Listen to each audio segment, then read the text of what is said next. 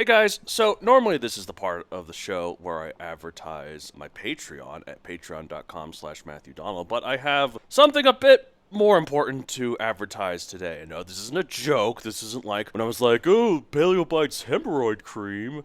And no, this isn't a joke on a joke. It's like, oh, this is Paleobites energy drink formula. No, of course not. No. And this isn't Paleobites toilet paper either. Okay.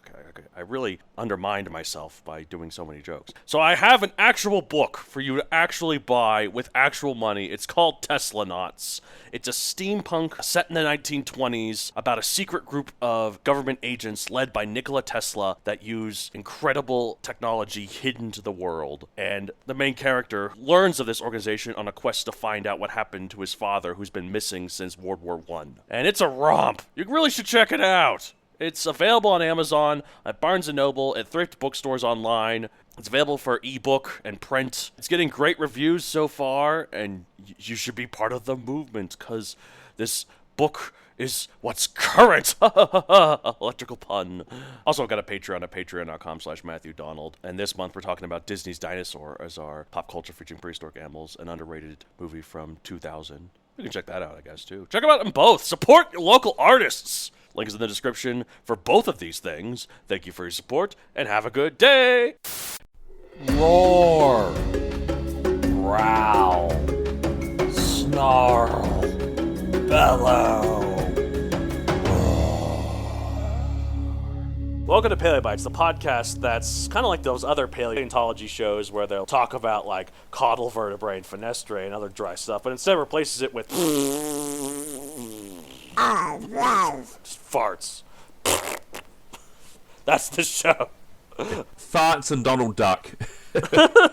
My name's Matthew Dahl, and each week I and a rotating series of guest co-hosts talk about and rate a genus of prehistoric animal, be it dinosaur, mammal, arthropod, and so on. This week, I'm joined by the death-stricken, not really, New Zealander, Ben O'Regan. How are you? Good. Still got COVID. You got COVID. I still haven't gotten it yet, but, well, it's only a matter of time at this point. Count yourself lucky. Even the mildest strains are bloody horrible. Yeah, no, exactly. But, like, mostly it's just, like, you feel really bad for, like, a day or two now, and then after that you're basically fine. Like, so it's gotten mild enough, and which is good. I mean, still be careful, obviously, and you never know who could react to it poorly, so. Exactly. But it sucks. I do not look forward to the day when I eventually get it, because I'm sure it's only a matter of time. But yeah, so here's my dinosaur-related question that is very dark, but I guess is fitting with the theme that we're talking about here in terms of COVID. So it seems, the general consensus seems to be that COVID came from a bat, right? Yeah, with it potentially, all of this does lean in conspiracy. It could have been from a lab, but we really don't know for sure. It could have been, but mostly people think that someone ate a bat wrong or something, or a wrong bat. Or some kind of cross-contamination from those horrific live food markets. Exactly. Okay, so we imagine a Jurassic Park style or Jurassic World style world where the dinosaurs are roaming free and they're everywhere, and people are starting to eat the pterodactyls. Which pterodactyl that people eat do you think would make the worst disease? Probably Dimorphodon, because that thing's an ugly-looking thing. Yeah, I'd say Ignoramus or Dimorphodon. Yeah, just don't eat the Dimorphodon. We saw in Jurassic World Dominion, they were serving some of those locusts, too, in that plane thing in Malta. Like, they were just like... I actually didn't notice that, but I did see them cooking up some sort of prehistoric animal. Yeah, they're cooking up some stuff, and yeah, they're cooking up one of the locusts, too. Okay, good luck, guys. That whole animal market angers me. Oh, yeah, but it's supposed to anger you. There's a scene. You haven't seen the extended edition, right? Not yet, because I haven't been able to get out and get it on DVD yet. There's a scene in the extended edition where some people are complaining about, but like, they're like, oh, it's meant to be funny. I'm like, no, I think it's meant to be horrifying, and to show how bad this place is. There's a scene where like in this animal market, the Lystrosaurus is fighting like a little oviraptor. Yep. And then as they're fighting, the Lystrosaurus bites the oviraptor's head off, and the oviraptor kind of stumbles around like a headless chicken. It doesn't die right away. So that's kind of horrible. It is really horrible, but it's like, it's meant to be horrible. People are like, oh, it's made for jokes. No, it's not. I mean, you might laugh and be like, whoa, I didn't expect that, but it's meant to be like, this place sucks. Yeah, pretty much. It hits home in that whole thing that Jurassic World onwards has been going on, which is like, captivity's fine, but the whole private animal trade and the more overt exploitation, like SeaWorld type stuff with the whales and that, is bloody horrible, and you see it with how the animals in that market are treated. Exactly. Although I do like those Atrociraptors are really good. I know they kind of look just like Velociraptors except for more squarish jaws. And been bulkier. But I just love the fact that they're Atrociraptors at all. Like, someone like, oh, I'd rather they be a different type of Velociraptor. Like, no! New species, Atrociraptor. Now I people know also like Atrociraptor. that Femi Fatale's comment about them, which is like, these are thoroughbreds, no flashy hybrids here. Even though they have scales and no feathers. But I do like that, too. The point being, they're only hybridized of what they need to be to fill in the gaps. They're not like a mismatch of different dinosaurs. Exactly. And they do have the whole laser pointer thing, which I know some people are like, well, why don't they just use a gun?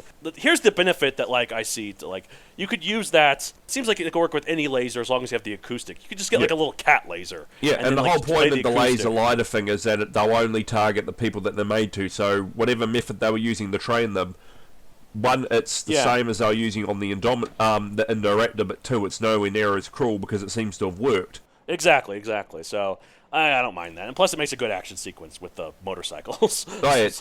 I've been wanting a good motorcycle chase in the Jurassic Park series since I read the one in the Lost World. There's been a few close ones. Like, there were some motorcycles in the Lost World. There were some motorcycles in... there's that one motorcycle in Jurassic World. But yeah, the Jurassic World Dominion, that one's like the first proper one. Yeah. So. Yeah. Because like, if you've read the Lost World novel, there's a bit where Sarah Harding's driving along on a bike and she's got Kelly on the back holding the dart gun with that you never see actually get used in the movie. And they use it to kill a raptor that's stolen a set of keys to a crate that the other kid, Arby's, trapped in. Oh, wow, really? Yeah, because Kelly in the movie is a composite of the young white girl Kelly and the young black boy Arby. And they rolled them into Ian's daughter, who is mentioned in the offhand in the original novel because Malcolm has kids, but you never actually see her. Yeah, like in the first movie, Malcolm says he has 3, and in Dominion he says he has 5. So yeah, but he probably settled down and had a family with Sarah Harding. Mind you, the fact that he was flirting with Sattler so much in the final film makes me think he didn't last with Harding either. Well, no, exactly. And also, to be fair, that was kind of a throwback to the first movie where they were kind of flirting. And then he was trying to maintain his cover too, so... It's true. But he was pretty cool, though, wouldn't you say? And speaking of cool, we're talking about Koolasuchus, which is, it means the crocodile of Lesley Kool, who's a paleontologist. And it's best known from Walking with Dinosaurs. Oh, yeah, absolutely. Type is a temnospondyl, an order of early amphibians that flourished in the Carboniferous and Permian, 2 geological periods way before this one. Size, 10 to 16 feet, / 3 to 5 meters long, 880 to 1,100 pounds, 400 to 500 kilograms. So 16 feet. It's about as large as the biggest saltwater crocodiles in Australia get. Yeah, that's crazy, yeah. Diet carnivore. Time, early Cretaceous, 121 to 109 million years ago. Again, way late for a temnospondyl. And as of 2022, the official state fossil emblem, Victoria, Australia. Exactly, then that's its location, Victoria, Australia. And yeah, that's pretty cool. That's the official fossil of it. It was described in 1997. Pop culture appearances, as you mentioned, the documentary Walking with Dinosaurs, but it's also in the documentary Paleo World. It's in Disney's Dinosaur. And the video games Jurassic Park Builder, Jurassic World the game, Jurassic World Alive, and whatever this one's called, Dinosaur Simulator. And it's technically a zoo tycoon, but you don't actually see it as a separate animal. It's part of that whole Spondle house thing that you can build with Dino Oh, that's true. Yeah, I remember that. Yeah. So when people think of the giant amphibians of prehistoric times, they usually think back to the coal swamps of the Carboniferous when everything was all muggy and gross and full of bugs and goo and other perfect stuff for giant amphibians to flourish. This group was called the temnospondyls, a group of primeval amphibians that could reach upwards of 30 feet in length.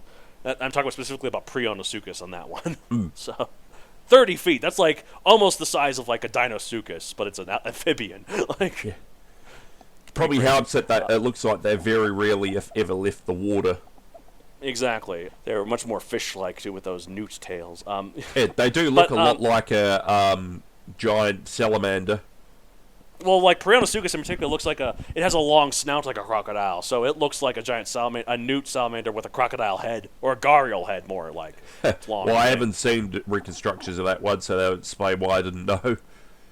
Whereas no, if you look at it's one of my Koolasuchus, it looks more like Diplocalus or whatever, that one with the boomerang yeah, head. it's got the big boomerang head. Yeah, this one looks more like like a more traditional store newt sort of thing, just big. Like sort of like the Japanese giant salamander. You know that one?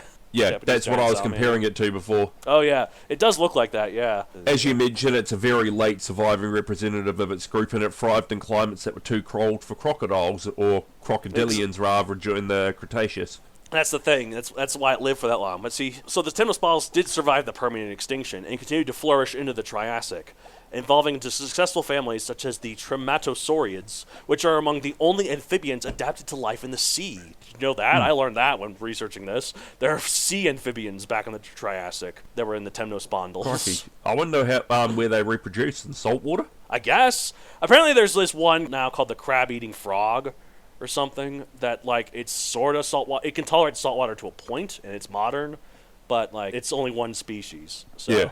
usually amphibians are freshwater. So, Because I've always wondered why we've never found any fossil evidence. Like, it's not to mean that they didn't happen at some point, because who knows. But, like, some kind of giant marine amphibian that had gone neotonic, so effectively had returned to being a fish almost, by, like, becoming reproductive in the tadpole stage, keeping the gills. Yeah, that could be cool. I'd like that. It makes me think of The Little Mermaid. There's this part under the sea. They rhyme all these animals with their instruments they're playing. They say the newt has the flute, and they see like a big newt with a flute. And I'm like, that wouldn't be in the ocean, but I like the lyric. Ironically, amphibians weren't the first group to go back to the sea. They were beaten by reptiles way back in the Triassic. I forget the name. I think it was mesoposaurs or something. There were these weird crocky-like things.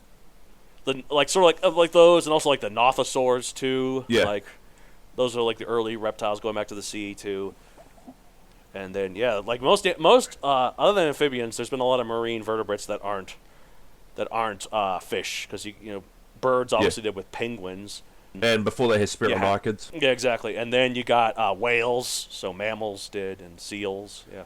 And then with purely reptile groups, you had monitor lizards, which became, or relatives of them, which became the mosasaurs, because they filled in the niche that was left by ichthyosaurs dying out. That's the thing that always fascinates me about mosasaurs. They are in the squamata order of reptiles that includes lizards and snakes. They are basically sea serpents. Like they are, they are so closely related. Also to lizards amazing and how snakes. quickly they evolved, because I think they were only really a thing in the last 30 to 25 million years of the Cretaceous. Yeah, no, they only.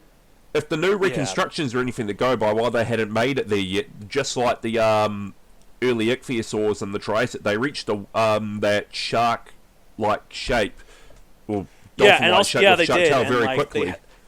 They had the lobe fin tail, like with the big, like... Yeah, and they probably had a fin on their back. Exactly. Well, we're finding out most of them had like fish-like fins in the end too. We now think a lot of plesiosaurs had that too, so... Makes sense.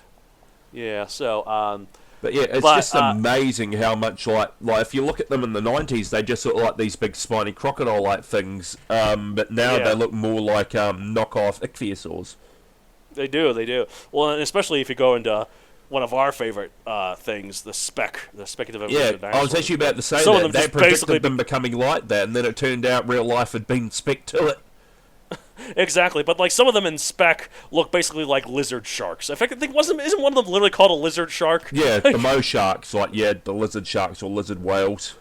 Yeah, good stuff. While we're on about spec, they had some pretty out there but cool stuff. Like you had the baleen squids, which had basically turned into these whale-like squids that were filter feeders, and then you had the screaming ninja penguins of death, which were seal-like penguins. Some of them were whale-like. And then in the South Pole, you had giant... we'll talk more about it on the Patreon. Yeah. So consider that a teaser, everyone.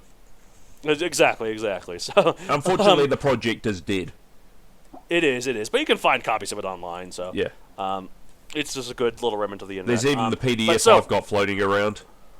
So, anyways, back to Koolasuchus. As the Triassic continued on, and the Archosaurs continued to expand their scaly claws across all available niches, they started getting outcompeted, particularly by a feisty group of Archosaurs known as the Crocodilians, as we mentioned earlier. So, while temnospondyls lived all around the world back in the day, by the time of the Jurassic, they were only known from Asia and Australia.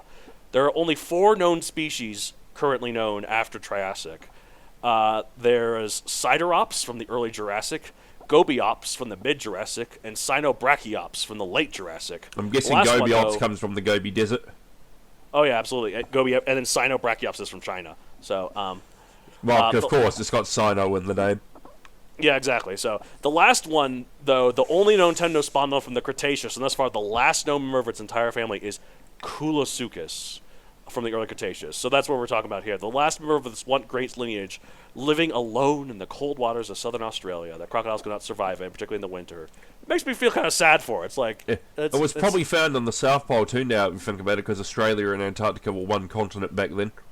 they were, and that's how like certain groups got around. Like that's how the marsupials got to Australia, because I think they first evolved in South America, but then they walked through Antarctica, and by the time they got to Australia, the meteor hit, and they had all these available I niches. actually wouldn't be surprised if one day when Antarctica's forward, if global warming keeps going on, or if we just start digging there again, we do find that Oh, there's some so of them many actually, fossils in Antarctica, I'm sure. Yeah, like I wouldn't be surprised if some of it's like a descendant of Koolasuchus or a related temnospondyl hung on past the KT boundary until Antarctica glaciated because it would have been too cold for crocs. Right, exactly. It's kind of sad to see this old thing just kind of clinging on in this.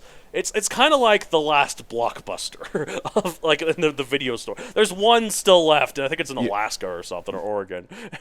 Like it's still there, and by this point, it's basically a tourist attraction. Yeah, and I also it's not remember even John owned by- Oliver did like a fundraiser for it where they bought like the Gladiator jockstrap from Gladiator that was worn by Russell Crowe for and stuff.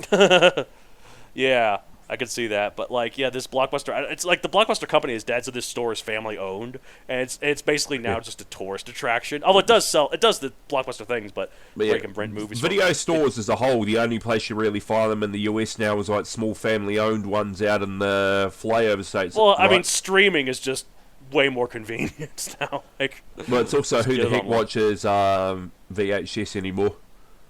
Exactly. Well, some people do. As a joke, did you know, like a couple years back, as like a Comic-Con sort of gift, Ryan Reynolds gave out VHS copies of Deadpool. I'm not surprised it is the superior video format. Yeah, so like that was a collect. You can get a collector's item, Deadpool on VHS, a movie from 2016, well after VHSs were dead. And if anyone doesn't get that line, I just said it's a reference to a show that I watched a few episodes of on Cartoon Network called The Regular Show at one point. Oh, I was wondering what that quote was from. That makes sense. Yeah, there's an But episode yeah. where they're looking for a video rental that's gone missing, and when they go to the video store, the guy's like, well, it is the superior format to DVD. Well, sort of like, do you remember HD DVD when that tried to be a thing, and then Blu-ray destroyed it? Yeah. Like, yeah. So Just like good VHS versus Betamax, which was before my time. yeah, but that's what I imagine Koolasuchus is like. It's just this last thing that's fulfilling this niche in this one little part of the world. That's like clinging on. The as modern best as it equivalent can. would be the coelacanth. Yeah, exactly. Coelacanth is good stuff. That's such a cool looking fish. It's a creepy looking thing. It is. It is so creepy looking. Like, It's the eyes. yeah, no, exactly. It very is. Koolasuchus is also creepy looking too. True. I think, anyways. Yeah, walking with dinosaurs made it look too cute there. If you look at the actual thing at its proper size, not that mid-size individual from Well, I also the think- Aussie episode, it's a creepy looking Japanese salamander-like thing. Exactly. Well, also, I think Walking with Dinosaurs, while it kind of looked cute from up close, there were a few scenes where it just looked very ominous, because, like, this is so weird. Like it had kind of a spooky feel to it, I think. True, but when you saw like- it out of water or mostly unsubmerged, it just looked kind of goofy cute. Yeah, like that close up when you looked at it from when it was swimming in the water on its own. Then it was kind of cute, but like when it was stalking the Lineosaura, or then when it grabbed that one from the Oh yeah, when frozen it ate lake. the alpha... No, it didn't eat the alpha female, did it? I think that was a polar allosaur. No, that was, yeah, Polosaur / as we know now, Australovenator. Yeah. So, but, yes, so, but here's the thing, this is what happened to Koolasuchus. Australia separated from Antarctica and started moving further up north, and who came back but the crocodiles? So, and that was the last blow for Koolasuchus, the temnospondyls as a whole. Yeah, unless we find a late surviving relic somewhere, which wouldn't be that surprising, but it would be a matter of Yeah, like, again, well, where maybe are they? maybe when like you were saying, maybe when Australia and Antarctica separated, there were some still in Antarctica. I know, as many, I wouldn't be surprised if we find, like, with the coelacanth, there's some, like, a relic descendant living somewhere, but it would be a matter of, like, well, where, though, since we've explored most places. Well, because, like, I think Antarctica didn't, like, freeze until, like, the late Eocene. Yeah, I think it glaciated quite a bit, and then I think even during the Miocene, it still had a bit of life on it, like shrubs all the edges. That'd be amazing if we found, like, one more surviving temnospondyl from, like, the Paleocene or Eocene. Yeah. Like, I seriously doubt it, but how cool would that be? It'd be even cooler if we found the species still alive today. Yeah, it's just like, oh my god, temnospondyls, you just won't die. Like... anyways, let's rate it 1 out of 65 million. Koolasuchus, the first and the last. Exactly. Koolasuchus, pretty cool, I'd say. I can give it a cool 55 million, because it's cool, man. This Koolasuchus. Yeah. I'd probably rate it like maybe 45 million, just because at the end of the day it is an amphibian. Yeah, amphibians are creepy, man. I've never liked amphibians. Maybe just because I think of witches. I don't even like frogs. Frogs are creepy as hell. People don't seem to get, like, they're cute, I get it, but then the way they just jump suddenly, it's like, they're like the jump scare. Yeah, have you ever seen them eat something? It's terrifying. Oh, yeah, exactly. It's very terrifying. And, like, the fact that, like, the poison dart frogs have that much poison. How do they have that much poison on such a tiny little thing? Like, I don't get it. Like, so, anyways. All right, well, that's it for this week. If you want to get a hold of the show, you can contact me at mattd@matthewdonaldcreator.com for any general questions to either co-host or any of the co-hosts. You can find me on social media at MatthewDonaldCreator on Facebook, at MatthewDonald64 on Twitter, and MatthewDonald64 on Instagram. And I regret to inform you all, I finally went down the rabbit hole at MatthewDonald64 on TikTok. I am on TikTok now. Oh, God. Finally, it took me long enough, but I was like... yeah, I kind of get it now. So at the longest time, I was like, TikTok, you kids. Enjoy it while you can, because a lot of Western countries are banning it for surveillance reasons. Oh, because it's basically Chinese spy software, I know. Pretty much, I just didn't want to be the one to go there. I get that. I've heard that too, but yeah, if you want to follow me on the Chinese spy software. It's also really, really popular with creeps. I can see that too, because a lot of girls dance scantily clad on it. But at the same time, you can also find like a bunch of like science stuff, and like I follow a lot of science stuff and space stuff, and other sort of short videos from people. So there's some good stuff on there if you know how to look for it. So true that, and there's a lot of funny reaction vids. Funny reactions, people like ranking movies and other stuff. Like people using like fart sprays as pranks, and like cars, and recording their partner's reactions. Exactly. My favorite one I saw was this this one girl giving those little test thing to her husband, and her husband was like, "Oh, this isn't very funny." I was like, "What do you mean?" It's like, "I see it's positive." I was like, "Oh, you're giving me a COVID test. You tell me it's positive. We're just about to go on a trip." It's like, "No, you know what that is?" And it's like, "No, I know what this is." Like, this guy did not get that it was actually a pregnancy test. It was a pregnancy test. And she was trying to tell him that she was pregnant, but he just kept thinking it was a bad joke because like they were going to go on a trip and she was testing positive for COVID. If someone's getting divorced. I know. It was really funny. You never saw how he acted later when he was like, no, it wasn't. It's a pregnancy test. That's pretty funny. Anyways, all right. I also have a book series on Amazon, Megazoic, available for print and Kindle. I might have mentioned some amphibian, because like the third book does go to Antarctica. And some amphibians were hibernating in the winter, but I don't think I said Koolasuchus by name. But I don't know if I did that. Who knows? I forget my own books. I also have a new book called Teslanauts. It's a steampunk. It has nothing to do with dinosaurs, but if you want to support my work, there it is. It's also available on Amazon. And at Barnes & Noble, too. And just a heads up, people, it's not alternate history, but it is science fiction. It technically is alternate history, but it doesn't treat it like it. It's more like akin to that Secret World kind of thing, like with Harry Potter, it's where like this blends in. This all happened behind the scenes, but the historical events as itself kind of happened unaltered. So, anyways, all right, well, that's it for this week. It's the end of every episode of Paleo Bites. Do your best. I can't do much better because of COVID, unfortunately. We're just being zombies, like... Yeah. Oh, that was good. It sounded like Barney taking a burp, and I don't mean that Barney from The Simpsons, I mean the purple Barney. Good stuff. Well, I imagine, like, you go on and you put on Barney the Dinosaur, and then you just hear that, and then he's just sitting on a couch drunk at school. Well, I mean, he's got to entertain all those kids, and he's like, afterwards, he's got to be like, oh, man, this job. It's got to suck putting on a happy look like that all the time. Yeah, exactly. Anyways, bye.